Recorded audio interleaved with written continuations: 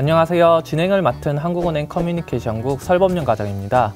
먼저 지난 한 해 동안 한국은행 유튜브에 관심을 가져주셔서 감사합니다.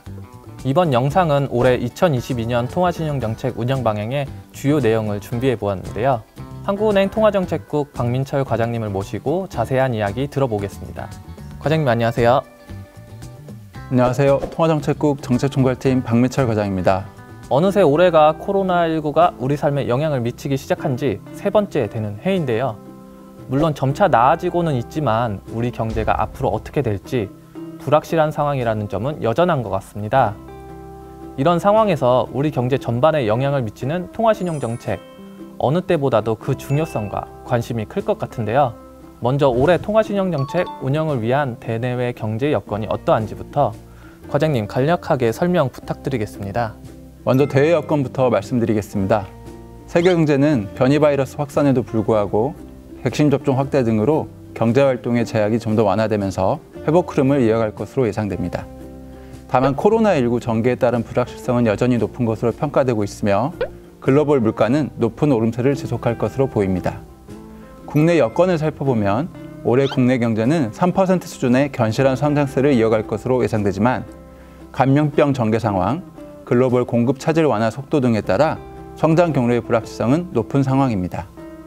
물가의 경우 소비자 물가 상승률이 2%대 수준을 이어가고 식료품과 에너지를 제외한 근원 인플레이션율도 수요 측 압력 확대, 글로벌 공급 병목의 영향 등으로 2%에 근접한 수준으로 높아질 것으로 전망됩니다.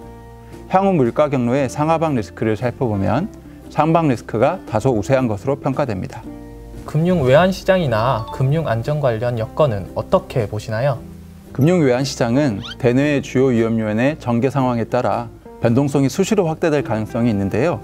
주요국의 높은 인플레이션 지속, 통화정책 조기 정상화 가능성, 그리고 중국의 성장세 둔화 등이 변동성 확대 요인으로 상존하고 있습니다. 금융 안정 측면을 살펴보면 금융기관 대출은 그 증가 규모가 다소 축소되겠지만 예년에 비해서는 여전히 높은 수준을 이어갈 것으로 보입니다. 금융 시스템은 전반적으로 안전된 모습을 보이겠으나 금융 지원 조치 정상화, 대출 금리 상승 등에 따른 취약 부문의 신용 위험 증가로 잠재적 취약성은 일부 확대될 소지가 있습니다. 이러한 운영 여건 하에서 올해 기준금리 운용 방향 어떻게 되나요? 기준금리는 성장세 회복이 이어지는 가운데 물가 상승률이 목표 수준에서 안정되고 금융 불균형 위험이 완화될 수 있도록 경제 상황 개선에 맞추어 완화 정도를 적절히 조정해 나갈 계획입니다. 통화정책 완화 정도를 적절히 조정할 계획이라고 말씀하셨는데요. 과장님, 어떤 점들이 이 결정에 고려될 수 있을까요? 완화 정도의 조정 시기는 대내외 위험 요인의 전개 상황을 면밀히 점검하는 가운데 성장과 물가 흐름을 살펴보면서 금융 불균형 상황, 그리고 주요국 통화정책 변화의 영향을 함께 고려하여 판단해 나가도록 하겠습니다. 코로나19로 피해를 입은 중소기업을 지원하고 향후 경기 회복을 뒷받침하기 위해 한국은행도 한시적으로 대출 제도를 확대 운영하고 있는 상황인데요. 이와 함께 한국은행의 대출 제도를 효율적으로 운영하는 것이 매우 중요한 상황이죠. 이와 관련해 올해 계획이 있다면 어떤 것들이 있나요? 현재 금융중개지원대출을 통해 코로나19 피해기업 지원 프로그램을 한시적으로 운영하고 있습니다. 이 프로그램은 해당 기업의 어려움이 충분히 완화될 수 있도록 당분간 유지할 예정인데요.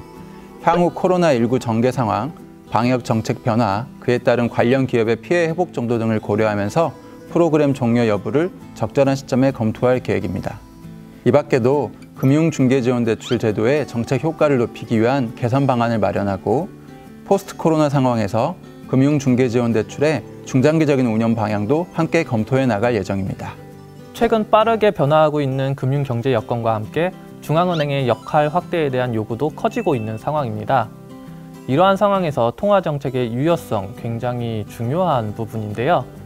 과장님, 통화정책의 유효성을 높이기 위한 계획에는 어떤 것들이 있나요? 한국은행은 현재 물가 안정 목표제를 운영하고 있는데요. 현행 물가 안정 목표제의 성과와 한계를 분석하고 코로나 이후 글로벌 인플레이션 환경 변화 등을 반영한 개선 방안을 검토하는 한편 금융 안정 책무를 현행 통화정책 운영체계에 효과적으로 반영하는 방안도 모색해 나갈 계획입니다.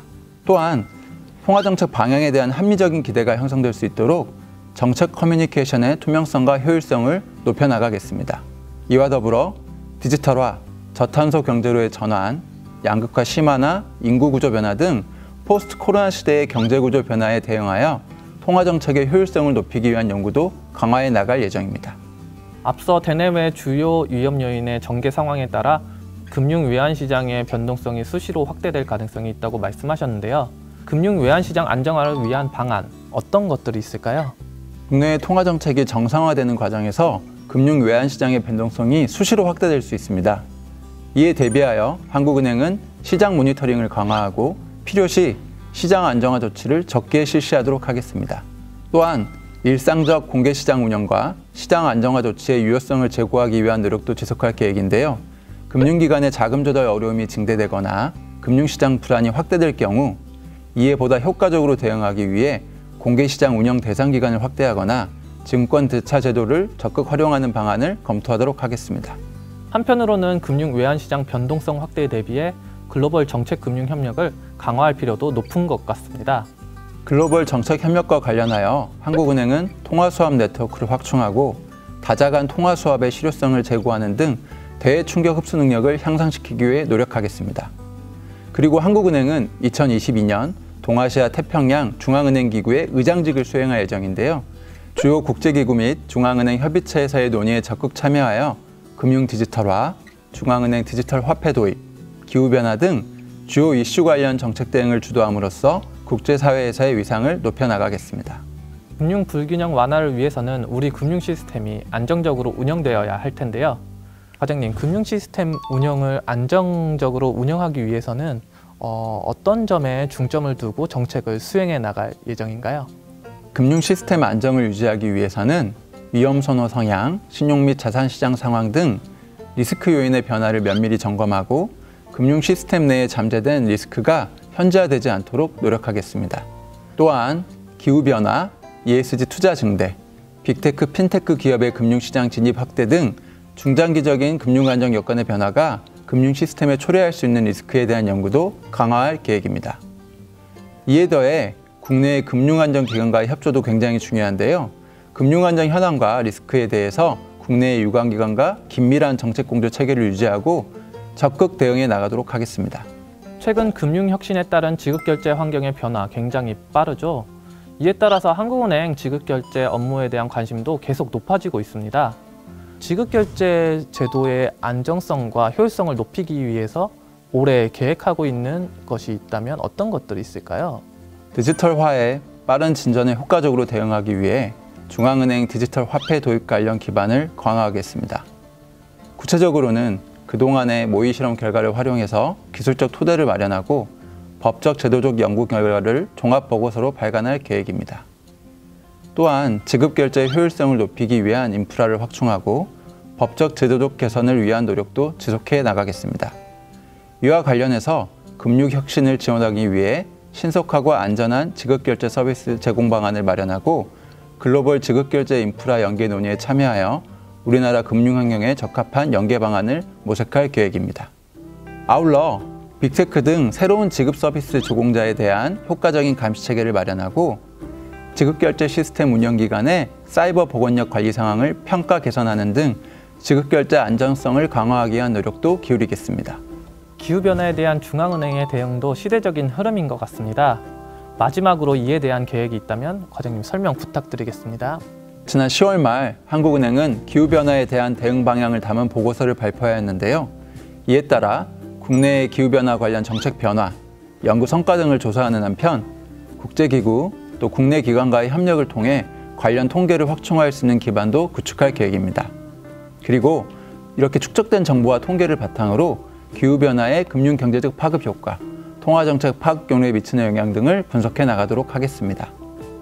이와 함께 기후변화의 부정적인 파급 효과를 최소화할 수 있도록 우리나라 여건에 적합한 정책수단 활용 방안을 강구해 나가겠습니다. 구체적으로 친환경 부문으로의 자금 공급을 원활히 유도하기 위해서 대출이나 담보제도, 또 공개시장 운영 등을 활용하는 방안을 모색하는 한편 외화자산 운용 시 친환경 부문에 대한 투자 비중을 확대하는 방안도 추진할 계획입니다. 지금까지 한국은행의 2022년 통화신용정책 운영 방향의 주요 내용에 대해 알아보았습니다. 과장님, 오늘 자세한 설명해 주셔서 감사합니다. 감사합니다. 한국은행의 2022년 통화신용정책 운영 방향에 대한 자세한 내용은 한국은행 홈페이지의 보도자료, 그리고 1월 중순 예정인 하는금요광자를 참고해 주시기 바랍니다. 올해에도 한국은행은 알찬 콘텐츠로 여러분과 함께 하겠습니다. 시청자 여러분 모두 새해 복 많이 받으시길 바랍니다. 감사합니다.